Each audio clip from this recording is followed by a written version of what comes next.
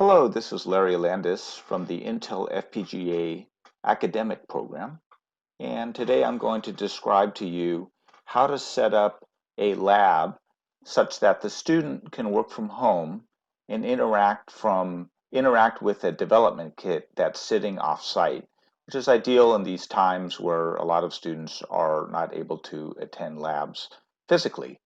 So the way this works is the student will set up the Quartus software either on their own PC or they can use a virtual machine setup and run it on a server. And then a server will then go off and connect to one or several boards that are connected through a USB hub.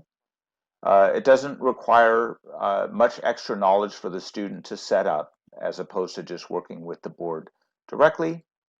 Um, Intel will also host boards on our FPGA Dev Cloud, and we provide all the documentation for this arrangement.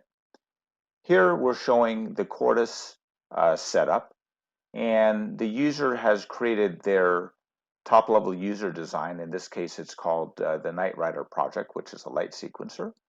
And we put a top-level module above this that contains the user's design, in this case, the Knight Rider project, and a platform designer module that memory maps all of the IOs that can be interfaced with a console that we'll show you in a moment. Here is the platform designer module that contains the connectivity to the switches and LEDs. The user student doesn't need to know how this works, but it is included in a top-level design that we provide. So you'll see there's a JTAG Avalon master that interfaces to all the I/O.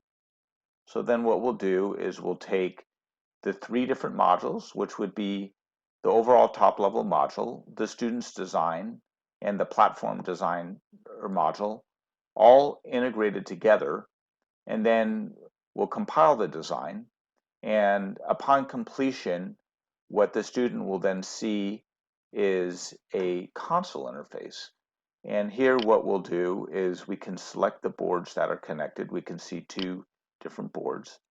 And we see the Knight Rider project and running in sort of a video game format that's very similar to working with a live board, including changing the value of switches and seeing things change. They can touch the push buttons. They can see the 7 segments operate. And we add an additional feature, which is a student can add parameters that are also part of the memory map. In this case, the student is changing the value of the speed of the clock, and the higher the number, the slower the clock runs. And we'll go ahead and we'll increase the value and just watch the project run at various frequencies. To learn more on how to set up a hands-free lab, visit our GitHub site. Here you'll find all the information to set up the firewall, connect up the boards, start up the server, and give the appropriate explanation to your students and how to connect up their design to work with the hands-free lab remote environment. Thanks for watching.